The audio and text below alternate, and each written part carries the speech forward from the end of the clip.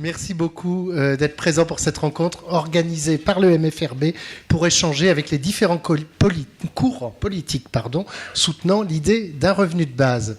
Alors, vous allez voir, vous avez vu qu'il y a un petit changement de casting par rapport à cela. Yannick Jadot n'est pas là, Benoît Hamon n'est pas là non plus, Nathalie Kosciusko-Morizet a décliné notre invitation. Donc, est-ce que c'est un signe ou pas? On en parlera tout à l'heure. En attendant, j'ai le grand plaisir d'accueillir ce soir d'abord Julia Cagé.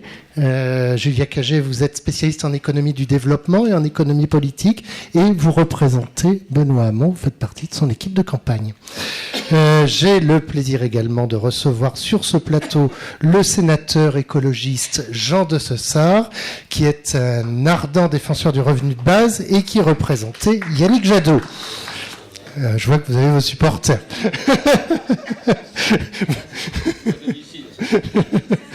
Bon, on va voir si vous avez autant de succès. Daniel Percheron, vous n'avez pas amené votre public? Ah, si, c'est bien. Bon, je présente quand même Daniel Percheron, qui est lui socialiste, qui a présidé, qui est sénateur également, qui a présidé l'an dernier une mission d'information sur l'intérêt et les formes possibles de mise en place d'un revenu de base en France, je cite. Et enfin, j'ai le plaisir d'accueillir à ma droite Charlotte Marchandise, qui est la candidate désignée.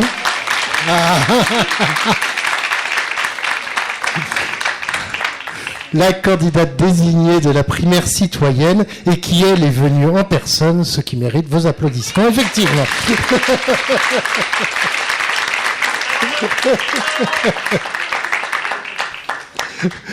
Voilà, alors pourquoi à droite comme à gauche ? Les politiques, mais aussi les médias, ont tant de mal à adapter leurs discours et leurs idées aux nouvelles donnes d'une société en plein bouleversement. Le revenu de base dans cette campagne aura-t-il finalement été un simple outil marketing ou bien un peu plus que cela? Est-ce qu'il va nous amener vers quelque chose d'autre? Voilà les principales questions que j'aimerais aborder avec vous ce soir. Mais auparavant, j'aimerais que très rapidement, en quelques phrases courtes, chacun et chacune d'entre vous nous explique un petit peu comment vous en êtes venu à vous intéresser au revenu de base et comment vous êtes venu à vous engager sur cette idée. On va commencer avec vous, Charlotte Marchandise, si vous le voulez bien. Merci beaucoup. Le projet de société que nous défendons est issu d'abord d'une candidature collective portée par l'idée de se dire que les solutions existent, que les mouvements citoyens les ont écrits, les solutions pour lutter contre la pauvreté. Il y avait évidemment ATD Quart Monde, la Fondation Abbé Pierre, tous les mouvements convivialistes, le Conseil national de la résistance, et se dire comment nous, on crée quelque part un programme collectif avec une plateforme qui permette de passer à l'échelle, justement pour ne plus attendre, et de passer à l'échelle les solutions qui nous permettent de vivre des jours heureux, d'aller vers une société du bien vivre, une société humaniste, une société d'égalité. Et donc, évidemment, au cœur de tous ces projets est le revenu de base. Donc, c'était une évidence dans ce sens qu'on s'attache à un projet des communs, un projet du bien commun, un projet de sortir de la croissance. Et donc, on est allé observer un peu tout ce qui avait été écrit, revenu universel, mais aussi dotation inconditionnelle d'autonomie et différentes versions, en se disant comment on peut synthétiser et comment ce revenu universel s'inscrit dans le projet de société de façon cohérente et de façon à chaque fois se remettre dans cette idée de bien vivre et d'émancipation. Est-ce qu'on peut dire que cette idée de revenu de base est ou non au centre, vraiment au cœur de votre campagne ? Je dirais que l'idée du bien vivre, l'idée de changer d'indicateur est au centre de notre campagne. Et le revenu universel est une des clés, mais il ne peut pas se traiter sans traiter la question du logement, sans traiter la santé universelle, sans traiter l'éducation universelle, la culture universelle. C'est un projet qui s'inscrit de façon très globale et ça peut pas être... moi je rejoins ce qui a été dit, ça peut pas être un gadget qu'on expérimenterait à un seul endroit parce que c'est un projet de société. Et c'est là où il faut s'engager pleinement sur la compréhension et la pédagogie de tous les fils à tirer, qui soient fiscaux, mais écologiques, écologique aussi, et c'est pour ça d'ailleurs qu'on s'appuie sur une partie en monnaie complémentaire. Très bien. Julia Cagé, on peut dire que le revenu de base est un marqueur, voire un diviseur au sein du Parti socialiste. Vous, comment vous en êtes venu à cette idée, et personnellement, et pourquoi vous êtes engagé dans ce sens-là ? Est-ce que vous vous engagez surtout pour Benoît Hamon et sa campagne, ou spécifiquement pour le revenu de base ? Tout d'abord, bonsoir et merci beaucoup à Antoine Stéphanie et à tous les organisateurs pour l'invitation. Benoît est désolé de ne pas être là ce soir. On peut espérer qu'en fait il est en train de discuter avec Yannick. C'est pour ça, du coup, il nous a envoyés ici à la place. C'est un coup monté, ça marchera pas.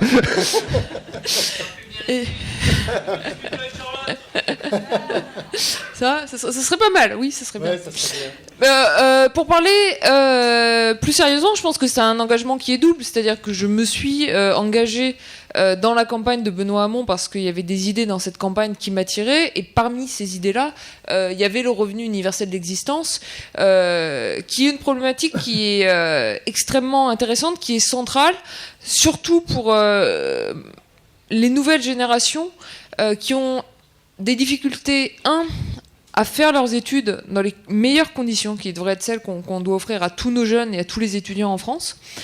Et on a des gens qui ont accès à l'université, mais qui sont ralentis à l'université par le fait qu'ils n'ont pas les moyens de faire leurs études dans les meilleures conditions, qu'ils doivent cumuler des petits boulots, travailler à McDo, travailler la nuit, travailler dans des bars. Donc en fait, ils n'ont pas les moyens de se consacrer entièrement à leurs études, ça d'une part.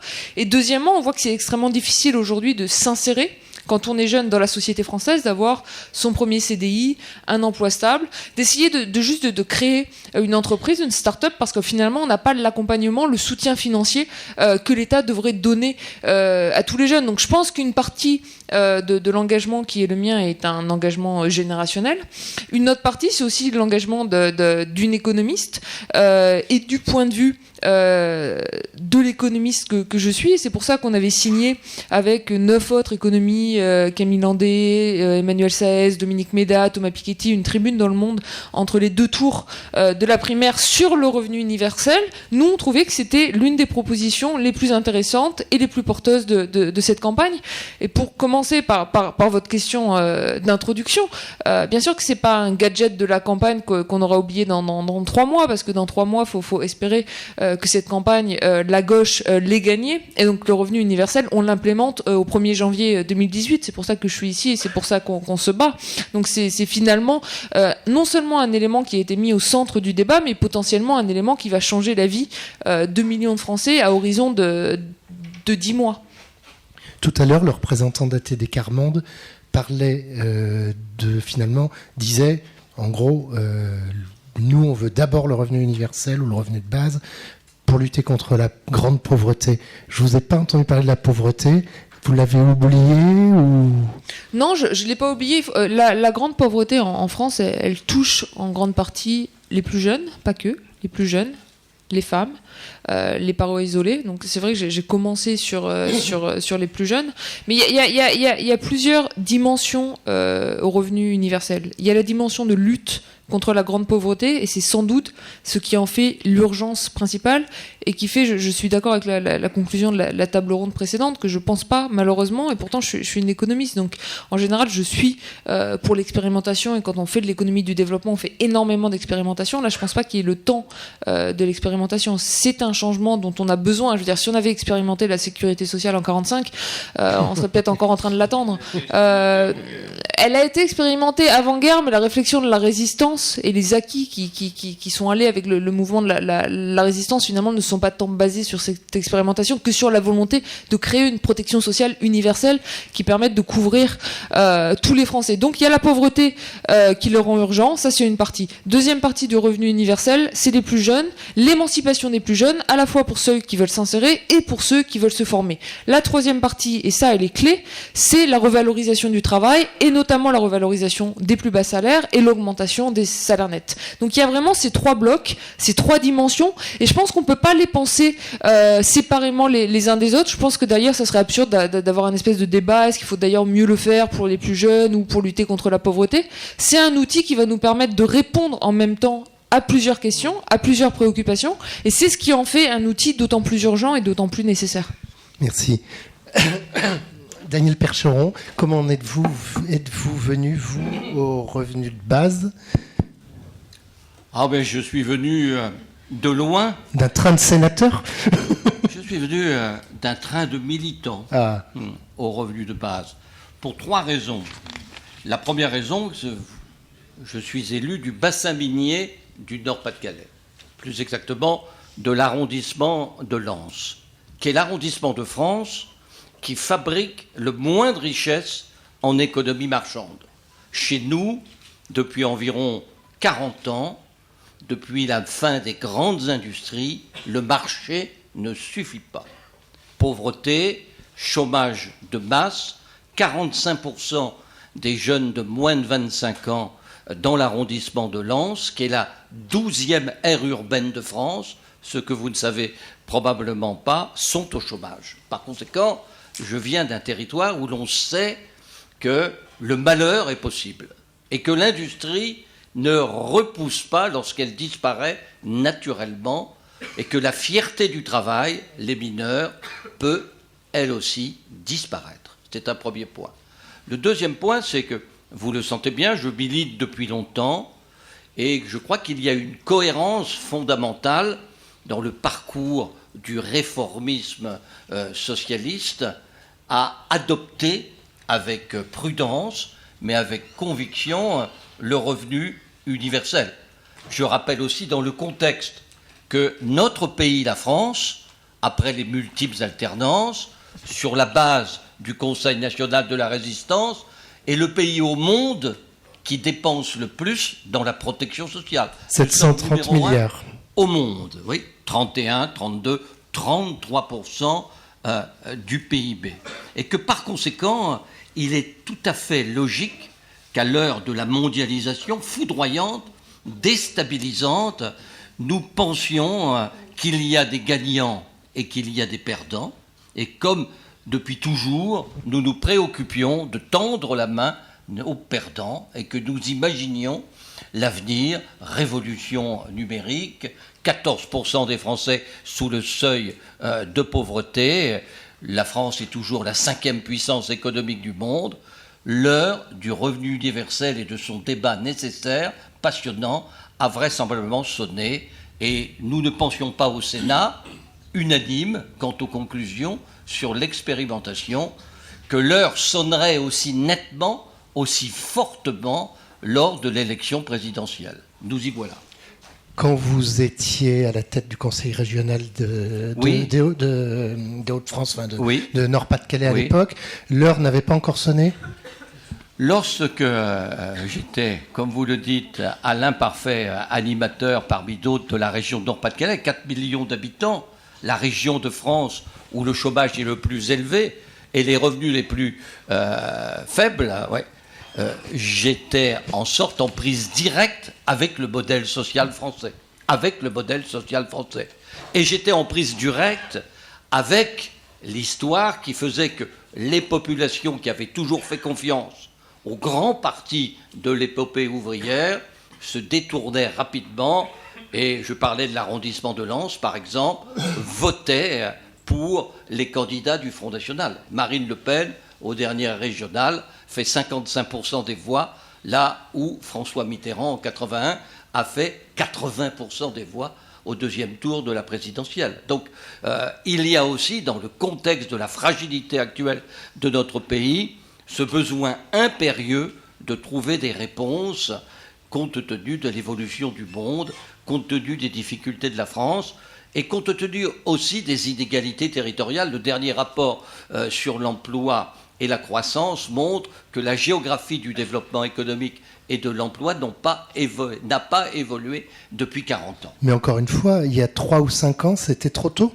C'était vraisemblablement trop tôt, parce que dans cette région, vous l'avez évoqué, mais je ne veux pas être trop long, le danger d'apparaître comme ceux qui sont pour l'assistanat, d'abord pour l'assistanat, vis-à-vis d'une population ouvrière qui a mis sa fierté historiquement et qui la met encore actuellement dans le travail dans la dignité du travail, dans l'avant-garde du travail. Les mineurs considéraient qu'ils étaient un commando au service du travail et de la nation, donc amène à réfléchir et amène à la prudence. On va en reparler. Jean de Sessart, vous faites le lien entre... Vous êtes venu au revenu de base à travers la question écologique ou pas, ou c'est dissocié?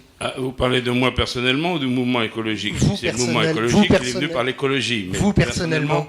Non, moi j'étais en train de me promener tranquillement, mais je ne me rappelais plus où. Et j'ai eu une idée lumineuse, la preuve, vous êtes tous là ce soir, d'un revenu pour tous, indépendamment pour pouvoir vivre, pour subsister. Je crois que ça pourrait correspondre à l'idée de liberté qui a été donnée par le copain, le camarade, l'ami, Génération Libre, je ne sais pas où il est.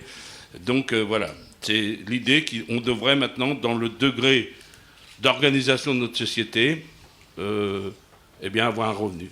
J'étais tout seul, comme cela, l'idée m'est venue. Quelques années plus tard, moi je suis rentré dans le parti Les Verts, je me suis aperçu, j'étais pas content que d'autres partageaient cette idée. Alors j'ai dit, tiens, je suis pas le seul à le penser. Et quand j'ai appris qu'elle avait 4 siècles, là j'ai commencé effectivement à me dire que mon idée n'est pas nouvelle, mais elle m'est venue indépendamment de mon appartenance au mouvement écologiste.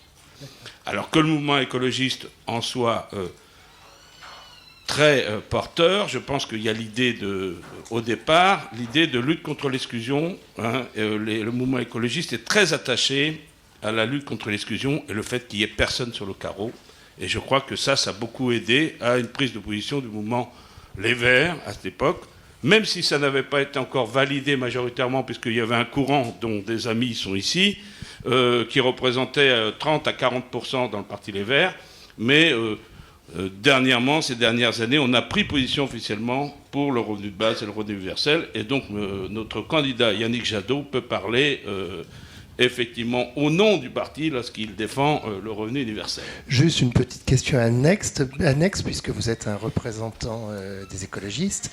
Est-ce que vous n'avez pas la crainte que finalement, on ne puisse pas financer à la fois la transition énergétique, voire écologique, et le revenu de base, qui tous deux appellent des sommes énormes, ou est-ce que ce sont des combats complémentaires qui vont ensemble? Les écologistes, ils craignent que le ciel leur tombe sur la tête. Donc la crainte, c'est qu'on ne soit pas prêt à inverser le cours des choses. Donc c'est plutôt ça notre crainte. Après, c'est un faux débat, le financement. Comme ça a été dit, je crois, par M. Milando, c'est un problème de redistribution dans la société. Et aujourd'hui, la crainte que nous pouvons avoir, d'abord les écologistes, c'est qu'effectivement, la part qui est distribuée à ceux qui n'ont rien ou aux faibles salaires, elle diminue par rapport à la part des actionnaires et des dirigeants. Mais si on n'a pas l'idée que la pauvreté au départ, c'est le système social qui l'engendre, on va quand même avoir des problèmes. On pourra toujours alimenter. Il y a quand même une organisation sociale autre qu'il faudra mettre en place. Ça peut réunir les socialistes. C'est quand même une idée de base avec les socialistes que nous pouvons avoir en commun. Réformer le système économique et faire qu'il soit quand même pas aussi exploitant les classes laborieuses par rapport au capital. Donc la première idée, c'est quand même ça, la lutte contre la pauvreté. D'où la question qui est posée. Est-ce que le revenu de base, c'est simplement un outil technique pour éviter que ceux qui y auraient droit, qui sont pauvres, ils n'utilisent pas, donc les non-recours, puissent le faire? Donc c'est la première idée. Déjà, comment on peut faire en sorte que tous celles et tous ceux qui devraient pouvoir toucher le revenu de base le touchent. Donc ça, c'est le caractère automatique universel. Ensuite, il y a une pauvreté nouvelle qui s'est installée ces dernières années, générationnelle, comme dirait la représentante de Benoît Hamon. C'est de fait que la précarité est de plus en plus présente. Les petits boulots, le CDD qui sont de plus en plus nombreux, non pas obligatoirement... Excusez-moi, je vous interromps un peu, si vous pouvez faire un tout petit peu plus court, parce que là, on en a beaucoup parlé à la table ronde précédente. Là, je voudrais m'axer plus sur le rôle des politiques. Comment les politiques peuvent-ils faire passer le revenu de base? J'arrive. Pardon. Pardon d'avance. Alors, en tout cas, le moyen que tout le monde l'ait, l'automaticité. La précarité, c'est un moyen d'avoir une précarité peut-être dans l'emploi, mais qui ne serait pas une précarité sociale, puisqu'on aurait quand même un revenu complémentaire. Donc, il y a effectivement ces questions. Et ensuite, et je crois que ça a bien été dit, vous avez raison de me dire que je m'appuie sur la table ronde numéro 1, de dire que si le montant est 435 ou 535, excusez-moi, ça correspond à quelque chose qui rend automatique et qui fait qu'on évite qu'il y ait des personnes qui n'aient rien, mais pour autant, ça ne touche pas obligatoirement au système en tant que tel. Et il faut arriver... Bon, Milando, il a dit c'est progressif, mais si on prend l'idée de 900 €, ça implique effectivement qu'il y ait une redistribution avec des moyens différents. Et vous comprendrez déjà que j'introduis mon débat de tout à l'heure. J'ai parfaitement compris, on va y revenir. Alors, maintenant, moi, la question que je voudrais poser, c'est un petit peu à vous de voir, peut-être Charlotte Marchandise, vous êtes la première qui pourrait y répondre à cette question, on sent que les politiques ont un mal fou à s'emparer du sujet. C'est d'ailleurs ce que vous disiez tout à l'heure. Il y a une grande incompréhension de la part du public, et les politiques, comme les médias, se disent mais c'est pas possible d'aller dire aux gens qu'on va tout changer, qu'on va remettre en cause le travail qui depuis la Révolution française est la base de tout. Et donc on a l'impression que finalement les politiques ont peur d'aller plus loin, qu'il y a des messages qui ne peuvent pas passer. Parce que le revenu de base, c'est très complexe à expliquer, parce que c'est une idée holistique qui embrasse tout. Et donc, on se dit, ils n'osent pas y aller tout simplement parce qu'ils ont peur d'y laisser leur peau politique. Et en même temps, Benoît Hamon a réussi à faire sa différence dessus. Donc, si vous voulez bien me répondre d'abord, Charlotte Marchandise, et après Julia Cagé, s'il vous plaît, vous nous expliquerez justement. Ce qui est intéressant, c'est de voir que Benoît Hamon a réussi à faire la différence là-dessus. Charlotte, allez-y. C'est compliqué parce que je suis ni économiste ni sociologue. Enfin, c'est pour ça que vous nous intéressez. Voilà. Je suis candidate à la présidentielle, mais en termes d'analyse, je vais essayer de porter les débats qu'on a eus. J'essaie justement de pas aller parler dans la discussion et ce que je pense, parce que j'ai pas cette légitimité. Donc c'est plutôt de parler des débats. Et nous, ce qu'on entend et pourquoi on s'engage et pourquoi on fait cette campagne d'ailleurs, enfin sur de la campagne minimale et financière. Pourquoi on s'engage? Parce qu'on pense qu'il n'est plus possible de ne pas traiter ces questions-là. Parce qu'on pense que c'est pas possible que cette campagne, elle se fasse sur les thèmes sécuritaires. Parce qu'on pense que c'est justement, et si Benoît Hamon, a amené ce sujet et que ça a complètement renversé la vapeur, c'est pas pour rien. C'est qu'il est temps de parler de ces sujets-là, qu'il est temps de parler de complexité, et que la complexité, c'est essentiel, et que tout le monde en a marre, et quelle que soit la culture, qu'on dise, alors désolé, mais que ma priorité c'est la jeunesse, sans dire comment, pourquoi, avec qui, on a besoin de comprendre, on a besoin d'expliquer, et que tout le monde est prêt. Et moi je suis sidérée, parfois du manque de pédagogie et du manque d'explication des décisions politiques, de comment on fait, et au contraire les réunions du revenu de base, il y a toujours énormément de monde et des gens qui veulent rentrer dans les détails, et c'est vrai en centre-ville, à Hôtel de Ville de Paris, mais c'est vrai aussi quand on va à Vénissieux, c'est vrai quand on va à Gomené en Centre-Bretagne. C'est un sujet qui traverse complètement la société, l'origine culturelle, et c'est ça qui est passionnant et qui permet d'y aller de façon d'aller plus loin dans la pédagogie, et justement de parler de politique en vrai. Donc vous n'avez pas peur de la complexité? Mais non, pas peur de parler de la complexité? C'est la seule, c'est la légitimité de la politique, c'est de dire, moi je suis pas experte dans tout, en revanche je vais essayer d'animer et de poser des questions, et parfois des questions bêtes, mais en tant que politique, de dire comment on comprend la complexité. Quand je fais une table ronde avec 2 économistes atterrés et un essayiste du monde diplomatique, qu'est-ce que je suis en capacité de dire? Je suis en capacité de dire, vous n'êtes pas d'accord, qu'est-ce qui peut, moi, en tant que représentante, m'aider à prendre la décision? Qui on met autour de la table? C'était très intéressant l'exemple d'Aquitaine. Qui on met autour de la table pour décider ensemble? Qu'est-ce qu'on fait? Comment on prend ces décisions clés? Mais on peut pas les prendre si on n'a pas pris le temps. Et c'est vrai qu'il y a un temps d'appropriation des sujets qui paraît en même temps aller de façon exponentielle. Alors, on n'a pas vu les vidéos, mais on a des outils d'infographie, on a des outils qui permettent de comprendre les mind maps, de comprendre de façon bien plus holistique la politique. Et je crois qu'on a besoin d'une politique holistique, on a besoin d'arrêter d'avoir des ministères en silo qui traitent une question seule. Je sais pas, pour parler de la santé, qui pour le coup, là, c'est un sujet que je connais un peu. La question est d'arrêter d'avoir un ministère de la santé qui est plutôt un ministère de la maladie, mais plutôt d'aller réfléchir à la question de la santé dans tous les ministères. Et évidemment, le revenu de base répond à des questions essentielles de santé et sur l'administration et sur la santé physique et mentale des gens. Et c'est le côté transversal du revenu de base. Et puis, ça permet aussi de se mettre dans le rôle du politique qui est de penser le futur. On pense d'ailleurs, enfin, c'est avec Julien Le Tailleur, qui est un candidat que vous n'avez pas invité, mais qui est candidat virtuel à l'élection présidentielle, à travailler sur des ministères du futur. Comment on pense à un endroit, on pose un endroit politique pour penser le futur. Comment, voilà, on se projette. Merci beaucoup. Julia Cagé, alors donc Benoît Hamon a réussi à mettre cette question que tout le monde jugeait improbable et intraitable au cœur du sujet. Nathalie Kosciusko-Morizet a eu un mal de chien dans la primaire de droite, a essayé de le faire avancer, a essayé de mettre sa différence. Elle n'y est pas parvenue. Benoît Hamon, si. Comment, pourquoi ? Parce que la question n'est ni improbable, ni compliquée. Et je pense que Benoît croit profondément en l'intelligence des gens. Et je pense qu'il faut arrêter d'avoir des limites et de penser que l'économie en particulier n'appartient qu'aux économistes, aux médias et aux politiques. Et je pense que tout le monde a une intelligence économique et qu'il faut juste prendre le temps de parler aux gens, de leur expliquer, et qui sont souvent beaucoup plus intelligents parce que aussi beaucoup plus près de la réalité que beaucoup de commentateurs et d'éditorialistes. Et ça, je pense que Benoît, il l'a fortement compris dès le départ, et c'est aussi pour ça qu'il fait une campagne qui est une campagne du nous, qui est pas une campagne du je.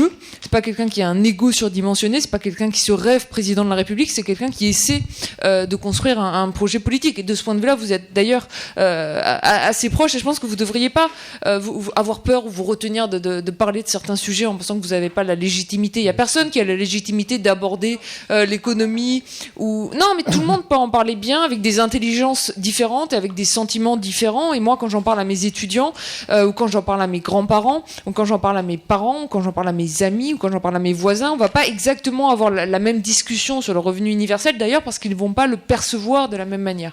Ensuite, ce n'est pas une question compliqué. Je veux dire, rien que par le nom, le revenu universel, en fait, c'est presque une évidence. Donc, par exemple, une manière assez simple de parler du revenu universel. Imaginons un monde, qui sera sans doute le monde que nous mettrons en place, si tout se passe bien, à partir du 1er janvier 2018, où chacun, dès 18 ans, a une feuille de paie, y compris l'étudiant, y compris le jeune qui n'a jamais travaillé, qui essaie de s'insérer. Donc dans ce cas-là, la feuille de paie, vous la toucherez de l'administration fiscale / administration sociale. Et quand vous gagnez ensuite de plus en plus d'argent, vous conservez votre feuille de paie. Qu'est-ce qui est universel dans le revenu universel ? C'est que tout le monde, en bas de sa feuille de paie, va avoir une ligne égale, par exemple, commençons sur ce montant, à plus 600 €. Et ça, c'est votre net. Et les gens savent très bien tous ce que c'est que le salaire net. C'est le salaire qu'ils auront à la fin du mois, le salaire qui va rentrer dans leur poche. Et ensuite, au fur et à mesure que vous allez grimper dans la hiérarchie des revenus, la ligne plus 100, il va aussi y avoir une ligne moins 100. Et de facto, Liliane Bettencourt, ou des gens qui seront à des revenus nets supérieurs à un certain montant, peut-être 5-6 000 €, hein, on n'a pas besoin d'être Liliane Bettencourt, la ligne moins viendra plus que compenser la ligne plus. Et ce qui est universel, c'est le bas de votre feuille de paie. C'est ça le revenu universel. Et ce que vous garantit l'État, et c'est ça la protection sociale du 21e siècle, c'est qu'à partir de 18 ans, vous devenez autonome et adulte à 18 ans. C'est-à-dire que ça va être assez simple. Il y a des mesures qui sont simples à mettre en œuvre. Encore une fois, il ne faut pas avoir peur. Aujourd'hui, vous avez la journée d'appel à la défense qui est obligatoire entre 16 et 25 ans au moment du recensement. Vous la rendez obligatoire entre 16 et 18 ans au moment du recensement. Tout le monde, à 18 ans, prend son indépendance fiscalement, a un numéro fiscal et va recevoir une feuille de paie ou équivalent si vous êtes encore étudiant ou en train de vous insérer. Et pour tout le monde, toute votre vie, quoi qu'il vous arrive, quoi qu'il se passe, malgré les chocs, les aléas, vous aurez en bas de votre feuille de paie plus 600. Et il y a des gens qui, à un endroit de leur feuille de paie, auront financement du revenu universel, et pour certains d'entre eux, ça sera un peu plus que 600, parce que de facto, il y a une vraie dimension redistributive. C'est pas compliqué. C'est relativement simple. C'est beaucoup plus simple que la PPA. Là, je suis assez d'accord avec l'intervenant de la table précédente. En tant qu'économiste, quand on essaie de chiffrer tous les scénarios de la PPA, je veux dire, la PPA, mais même à la DARES ou à l'adresse, dans toutes les administrations, personne ne s'en sort. C'est catastrophique. Le nombre de cas de la PPA, c'est simplement, c'est un cauchemar. Moi, quand j'ai essayé d'enseigner ça en cours d'économie, là, pour le coup, mes étudiants, ils parlent faire de la socio. Je veux dire, je supporte plus du tout. La PPA, c'est très compliqué. Même le RSA, c'est pas évident. Parce que on prend la PPA, on prend le RSA, on le fusionne, on l'automatise, on met fin à des dénis de droit, parce que c'est des dénis de droit et des dénis démocratiques que des gens ne demandent pas la PPA ou le RSA parce que c'est trop compliqué, et chaque Français se voit garantir en bas de sa feuille de paie dès 18 ans pour toute sa vie une ligne plus 100 qui correspond à un revenu universel. C'est pas compliqué, ça nous appartient pas, c'est de l'économie, ça appartient à l'ensemble des citoyens, c'est sur ça qu'ils doivent se décider démocratiquement au moment de l'élection présidentielle. Merci. Alors, Daniel Percheron, tout à l'heure, vous disiez que c'était compliqué à expliquer, à faire accepter à vos administrés. Je ne sais pas si on parle d'administrés en ce qui concerne... Enfin bref. Et Julia Cagé dit, mais non, c'est très simple, il suffit de leur expliquer, il ne faut pas y prendre pour les idiots. Alors, est-ce que vous prenez les gens des Hauts-de-France pour des idiots? Je taquine. Non. Les gens du Nord-Pas-de-Calais ont en quelque sorte un ADN, naturellement, compte tenu de leur histoire et de leurs difficultés, qui refusent a priori l'assistanat. Par conséquent, dans une rude cité minière, si celui qui apparaît paresseux apparaît privilégié, la rue puis la cité basculent dans ce que j'évoquais prudemment, le vote un peu du désespoir. Il faut donc culturellement, là où il y a une histoire ouvrière, une population ouvrière, des difficultés liées à l'épopée ouvrière, donc à l'épopée industrielle, il faut être très, très attentif et très prudent. Par rapport à ce qu'a dit Julia, avec une pédagogie bouleversante pour le professeur d'histoire et géographie, à la veste grise que je suis. Le problème, c'est que dans notre pays, à revenu universel, impôt universel, le raisonnement implacable peut, comme à d'autres, s'appliquer. Mais il y a deux nuances qu'il ne faut pas sous-estimer. La première nuance, c'est le parlementaire qui parle, qui vote l'impôt. C'est cette évolution, ce tam-tam sur le ras-le-bol fiscal. Et par conséquent, toucher à l'impôt n'est pas neutre dans un pays qui a les nerfs à vif et dans un pays où les élites sont quotidiennement, aujourd'hui, sur la sellette. Le deuxième point, c'est que chez nous, l'impôt qui naturellement peut accompagner la démonstration de Julia, c'est l'impôt sur le revenu, qui est progressif. Seulement, l'impôt sur le revenu en France ne représente que 3,5% du PIB, contre 8 à 10% dans les autres pays développés. Seulement, l'impôt sur le revenu en France est très progressif. 10% des contribuables financent 70% de l'impôt sur le revenu. Il faudra donc être très attentif, très prudent, pour généraliser en quelque sorte le revenu universel, compte tenu de l'allergie historique et aussi compte tenu de la sensibilité actuelle des Français vis-à-vis de l'impôt, et notamment de l'impôt progressif sur le revenu. Curieusement, la TVA n'entraîne pas les mêmes réticences. Voilà donc un des aspects. Enfin, comme vous le savez, silencieusement,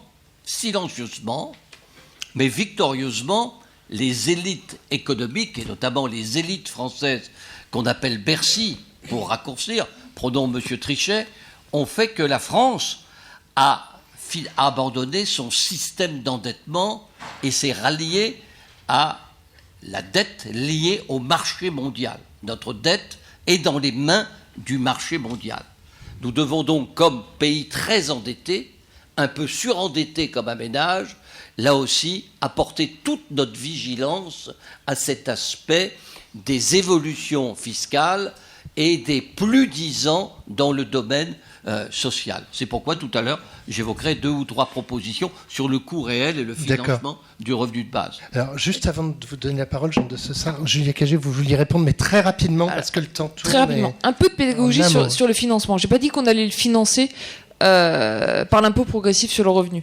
Alors du coup, on va être un tout petit peu plus complexe, mais l'idée est de financer le revenu universel d'existence par 2 choses. 1, la moitié des dépenses qui sont consacrées actuellement au CICE, Crédit d'impôt compétitivité emploi, qui n'a créé absolument aucun emploi en France depuis 5 ans, qui est une usine à gaz qui ne marche pas, et l'ensemble des mesures du pôle de compétitivité, c'est environ 40 milliards par an. Vous pouvez en prendre 20 milliards pour le CICE. 2, une réforme de l'ISF, l'impôt sur la fortune, qui va avec une réforme de la taxe foncière. Aujourd'hui, on est dans une situation qui est complètement paradoxale en France, et encore une fois, je pense que c'est des choses simples dont il ne faut pas avoir peur de parler, qui est que vous payez la taxe foncière, exactement le même montant de taxe foncière en France aujourd'hui.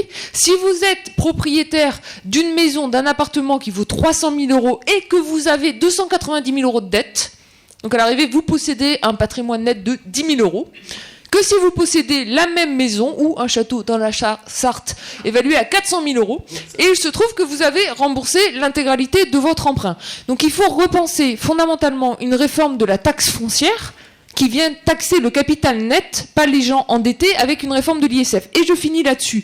Puisqu'on parle de montant et que tout le monde veut nous effrayer, vous avez un candidat de droite qui s'appelle François Fillon qui veut supprimer l'ISF. Vous savez combien ça rapporte l'ISF, qui ne touche que 1% des Français les plus riches? C'est 5 milliards. 5 milliards, c'est 1/8 du financement du revenu universel d'existence. Bon, oui. Non, alors ça, attendez, on va discuter ensuite. Non, je vous demande, s'il vous plaît, on ne va pas pouvoir faire 50 débats, on n'est pas dans un débat sur le financement. Je suis désolé, mais il est 8h20, dans 10 minutes c'est fini. Je vous laisse 3 phrases et c'est fini. Parce qu'autrement, on dérive, on va parler d'autre chose. Bien sûr, vous aurez un mot de conclusion. C'est simple, c'est finançable, avec un impôt juste, et je ne pense pas qu'il y ait de ras-le-bol fiscal aujourd'hui en France sur l'impôt sur la fortune. Voilà. Il y a de la justice fiscale. Très bien, je vous remercie. Jean de Sessa. D'abord, je voulais me féliciter de l'évolution d'une partie du Parti socialiste. Hein, parce que, même si on a adopté, en tout cas, de la prise de position d'Hamon et de votre motivation maintenant, Julia, parce que même si nous, on a pris position, les écologistes, ces dernières années, il y avait déjà un fort courant qui était pour, mais on était déjà pour le RSA inconditionnel. On s'est beaucoup bagarré avec les socialistes sur cette question-là. Pourquoi est-ce que le RSA est conditionnel par rapport à l'âge? Qu'est-ce qui explique que les 18-25 ans n'y avaient pas droit? Il était conditionnel par rapport au conjoint, aux ressources du conjoint, par rapport au fait qu'on hébergeait ou pas quelqu'un, ou qu'on était hébergé plutôt. Donc, on aurait très bien pu déjà mettre l'inconditionnalité du RSA qui conduit effectivement au revenu universel. Tant mieux, il y a une grande évolution chez les socialistes. J'espère que je le représente parce qu'il va le signer. Hein, donc autrement, ça serait dommage qu'il ne serait pas venu ici si c'est pour ne pas le signer. Bon. Et donc là, il y a une évolution. Maintenant, il y a effectivement moi, je ne comprends pas ce chiffre que vous avancez. Bon, monsieur, je sais, vous n'êtes pas intéressé par le chiffre, mais quand même, si on met 535 € comme le propose Génération Libre, ça fait 430 milliards. Il y a 30 milliards sur les minima sociaux, un peu plus si on reprend d'autres choses. On peut reprendre 60 milliards sur les exonérations des charges sociales pour les bas salaires, sur le CICE, on peut reprendre 60 milliards. Un 30 à 40 milliards. Mais il reste quand même 289 milliards à trouver par l'impôt. Ou alors ce n'est pas l'impôt, le revenu universel pour tous. Si on le met à 850 €, en laissant pour les enfants à 450 €, c'est quelque chose comme 630 milliards. Là, je suis d'accord pour faire appel à d'autres impôts que l'impôt sur le revenu. Mais l'impôt sur le revenu, il est nécessaire, puisqu'il permet de récupérer pour les hauts salaires ce qu'on leur a donné, comme vous l'avez dit, participation, au revenu de base. Donc il y a quand même une réforme sur l'impôt. Et ce n'est pas si facile. Et je finis. Ce n'est pas si facile parce qu'il y a la réforme du quotient familial qu'il faut faire, la réforme du quotient conjugal, le fait que justement il n'y ait pas, les allocations familiales ne soient pas basées sur la famille, mais qu'on en revienne sur une imposition individuelle. Donc, vous avez raison, c'est simple à comprendre. Ce qui est surtout bien simple à comprendre, c'est la solidarité qu'il y a entre les gens et qu'on veut instaurer effectivement un système de solidarité. Mais la transformation, pour qu'on puisse le mettre en place, nécessite qu'on rende d'abord le RSA aux jeunes de 18 à 25, qu'on le rende inconditionnel, qu'on refasse une réforme de la fiscalité et de l'impôt sur le revenu. Et je pense qu'à la fin du quinquennat Hamon-Jadot, nous serons en mesure de vraiment le mettre en place par une étape progressive. Ah, on arrive au sujet. Donc, parfait. Bon, donc ce que j'aimerais, c'est justement, parce que l'heure tourne très très vite, ce que j'aimerais, c'est que vous puissiez nous dire, aujourd'hui c'est très difficile de prévoir ce qui peut se passer pour cette présidentielle, que ça soit la gauche qui l'emporte et les partisans du revenu universel, ou que ça soit au contraire Fillon, voire Marine Le Pen, qui sont hostiles. La question, c'est de savoir comment chacun d'entre vous voit les choses dans les 5 ans à venir, dans un cas ou dans l'autre. Jusqu'où peut-on aller ? Peut-on aller très vite ? Vous êtes à peu près tous d'accord pour dire on n'a pas le temps d'attendre, on a à peine le temps d'expérimenter. Donc, comment ça peut aller très vite ? Qu'est-ce qui peut, en 2022, qu'est-ce qui se passe si vous l'emportez au pouvoir ? Alors déjà, si nous on l'emporte au pouvoir, ça va pas se passer en 2022, mais au 1er janvier 2018. Et je suis le bilan en 2022, un quinquennat, c'est 5 ans. Dans ce cas-là, on aura un bilan de 5 ans de revenu universel, et je pense qu'on partira pour faire un... Non, parce qu'en fait, on va faire une réforme de la Constitution, donc il y aura pas de second mandat. Mais sinon, ça... je vais finir, je vais profiter de ce temps de parole-là pour finir avec un peu de pédagogie, parce que je pense qu'on fait peur aux gens... Pour rien, je vais expliquer les choses très clairement. Aujourd'hui, vous prenez votre feuille d'impôt, vous avez votre salaire brut, vous avez votre salaire net. Entre le brut et le net, il y a quelque chose qui s'appelle les cotisations sociales, c'est les cotisations patronales, les cotisations salariales, et c'est les cotisations qui vont être versées par l'employeur à l'État. À partir du 1er janvier 2018, même la réforme, c'est un des héritages positifs de ce quinquennat, il y en a quelques-uns. On a quelque chose qui s'appelle le prélèvement à la source. Ce qui veut dire que vous allez avoir une ligne plus qui égale 600 €, qui va vous être versée directement par votre employeur de manière automatique sur votre feuille de salaire. Et la ligne moins, c'est autant que l'employeur ne versera pas comme cotisation sociale. L'État devra compenser les caisses d'allocation familiale, etc. Ce qui veut dire que ça n'apparaît pas comme de la dépense publique et ça n'apparaît pas comme une augmentation d'impôts. Juste à la place d'avoir l'État, vous faites la demande, c'est compliqué, c'est long, c'est la prime d'activité, c'est tous les trimestres, une fois sur 2 vous avez un déni de droit, là vous recevez votre prime d'activité en même temps que votre salaire, on vous augmente votre salaire net. Et c'est simplement ensuite l'État qui compense la caisse d'allocation familiale. C'est vraiment quelque chose qui est simple et on a quelque chose qui nous aide, c'est que le prélèvement à la source commence au 1er janvier 2018. Donc il faut arrêter de se faire peur avec des problématiques insolubles, comme quoi il faudrait revoir entièrement toute la fiscalité en France, l'impôt sur le revenu, rajouter des tranches, taxer beaucoup plus les classes moyennes. Ce n'est pas vrai, c'est pas comme ça que ça va se faire de manière beaucoup plus simple, ça va se faire au niveau de la feuille de paie, avec une intégration automatique de la prime d'activité, ça sera vite, et surtout ce qui veut dire que pour tous les Français jusqu'à, et ça on est en train de le trancher, plus d'1,3 SMIC, c'est la prime d'activité actuelle, sans doute 1,9, si on est ambitieux, à la fin du quinquennat, 2,5 SMIC, le salaire net, celui que vous allez toucher tous les mois, pas celui que vous allez devoir aller demander auprès de la CAF, c'est long, c'est compliqué, c'est indécis, il va être plus élevé. Très bien. Pour plusieurs millions de Français. Alors Charlotte Marchandise a un train à prendre. C'est ça. Un train de marchandises. Je sais, j'ai honte. Non mais on en a fait plein sur notre chaîne YouTube. On a fait toutes les blagues sur mon nom. Allez-y, lâchez-vous. Moi je m'appelle Le Nerf. Je les ai toutes entendues aussi.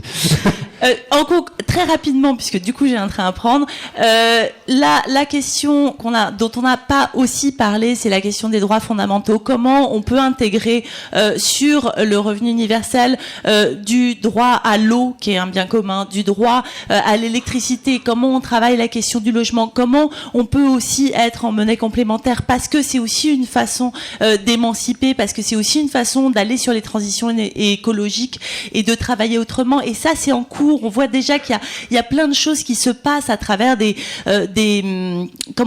à travers toutes les transitions. Et je pense qu'il faut s'appuyer dessus et pas uniquement sur les feuilles d'impôt. Et il y a beaucoup de villes qui mettent en place les premiers mètres cubes d'eau gratuits pour tout le monde. Et ça aussi, ça fait partie du revenu universel et du droit à la dignité. Une manière de se réapproprier le territoire aussi. Ça se réapproprie le territoire. Et ce que ça va créer, c'est aussi du pouvoir. Et c'est quand même une question. Et on n'a pas de pouvoir d'agir quand on est dans la rue. On n'a pas de pouvoir d'agir quand on est en train de courir en permanence. Et la question, c'est justement que les citoyens ne soient plus un contre-pouvoir invité à certains moments et voilà, et qui peuvent s'engager de temps en temps en politique ou pas parce que c'est compliqué. C'est bien d'inverser ce rôle-là, de pouvoir avoir le temps, de pouvoir avoir les espaces, et évidemment d'avoir les moyens de pouvoir s'impliquer pleinement dans la cité. Et c'est ça que ça crée. C'est un renversement, c'est un pas de côté par rapport à énormément de choses. Et c'est pour ça que politiquement, c'est aussi peut-être ce qui l'a rendu dangereux et compliqué pour les politiques. Parce que c'est un renversement des valeurs et des échelles de pouvoir. Je vous remercie. Excusez-moi, je m'en vais. Super, merci beaucoup. Merci beaucoup.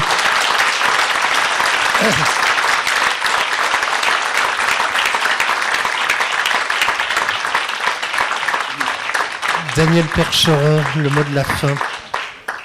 Alors, le mot de la fin, monsieur le journaliste, vous souhaitez que je conclue sur ce qui pourrait être une manière d'apprivoiser, cela a été dit, de mettre en œuvre rapidement le revenu universel.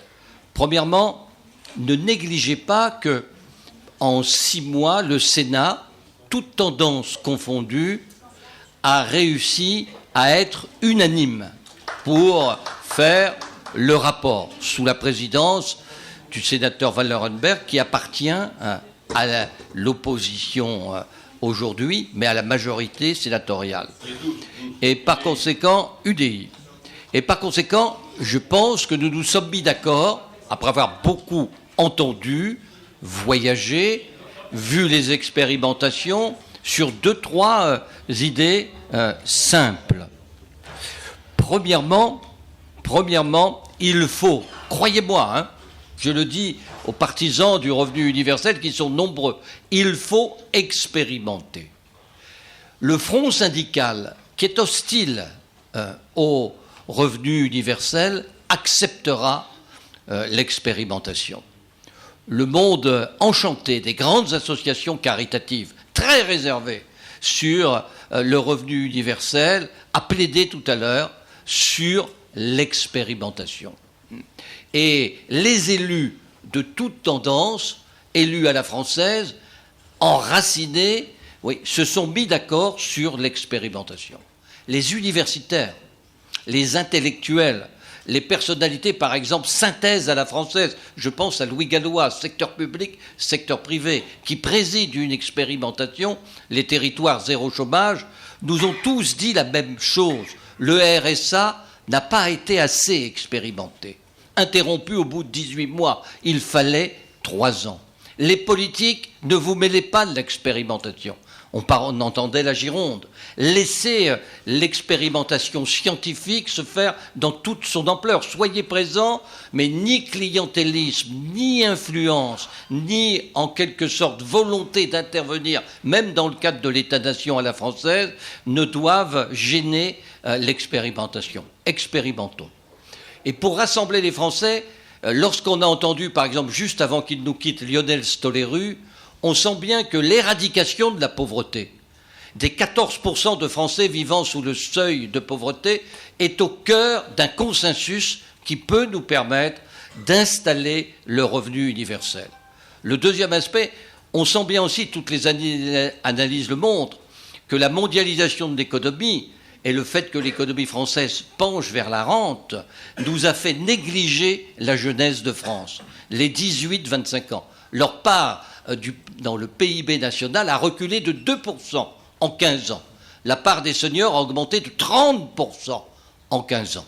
De 18 à 25 ans, nous devons être là, mobilisés pour que le revenu universel s'applique à cette tranche d'âge à travers des expérimentations remarquablement diversifiées et remarquablement labellisées.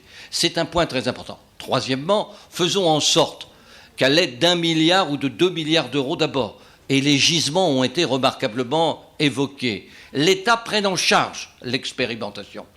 Et nous verrons comment nous pouvons, ici, dans des territoires, là, vis-à-vis d'un phénomène révoltant comme la pauvreté, ou bien tout simplement au niveau d'une tranche d'âge qui sent les difficultés de l'avenir plus que nous, la jeunesse, nous verrons comment nous pouvons avancer sur le revenu universel. Je conclus, une phrase, encore une fois, n'oubliez pas, quand on aborde cette idée révolutionnaire, cette formidable utopie du revenu universel, que nous avons les uns et les autres, par consensus, fait ou refusé de défaire l'État le plus protecteur du monde, la République la plus sociale du monde. Il faut donc ne pas rater, ne pas manquer cette étape supplémentaire compte tenu du monde d'aujourd'hui. Il faut expérimenter, Jean de Cessart. Si Hamon et Jadot gagnent les présidentielles, je veux dire que l'élan est donné. Et donc on part déjà sur une bonne base. Et donc on aurait tort de ne pas vouloir le réaliser dans le quinquennat qui vient. Donc l'objectif, c'est le mettre en place dans le quinquennat qui vient. Je ne suis pas opposé à la première expérimentation à lancer tout de suite immédiatement pour les 18-25 ans. On regarde si c'est constitutionnel de pouvoir donner une somme à une catégorie, je ne suis pas sûr, mais on peut changer la Constitution, ou on peut, si on dit que c'est une expérimentation, avoir une dérogation. Donc, je ne suis pas obligatoirement opposé, 18-25 ans, puisque nous sommes, pour un RSA inconditionnel, donc obligatoirement, il va se mettre en place. Nous sommes pour un salaire étudiant. La seule chose qu'il y aurait de différente, c'est pour ceux qui ont un emploi en CDI, il y aurait effectivement un revenu universel en plus. Donc l'idée de Hamon de lancer pour les 18-25 ans correspond en tout cas au RSA inconditionnel et correspond au salaire étudiant pour pouvoir refaire ses études. Donc là, il y a effectivement quelque chose qui a lancé. Mais quand on parle d'expérimentation, on parle d'expérimentation pour habituer la population à un certain type de raisonnement et à un certain type de solidarité et qu'il n'ait pas l'impression de vaincre le tabou, que c'est toujours de l'assistance sous une forme déguisée. Donc l'expérimentation doit servir à cela. Et après, on a un vrai problème, et il faudra qu'on en discute, M. Milondo, c'est de dire, est-ce que si on part sur une base qui est un peu aujourd'hui l'outil, qui n'est pas encore redistributif, ça condamne obligatoirement l'idée, et ça la tue dans l'œuf. Certains me disent, si on commence avec 450 euros, ça veut dire que les gens ne seront pas motivés pour le mettre en application parce qu'il n'y aurait pas un élan avec une amélioration de leur niveau de vie et qu'on a plutôt intérêt à partir tout de suite sur les 850 ou 900 euros. Vous étiez sur 900, je crois. Nous, on est sur 850. On peut s'arranger de la même façon.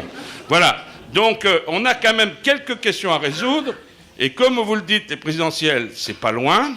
Eh bien, bravo pour ce travail que vous faites, le MFRRB. Et, en tout cas, un certain nombre de politiques vont vous suivre par rapport, effectivement, à un concept complètement nouveau, et c'est un concept de solidarité.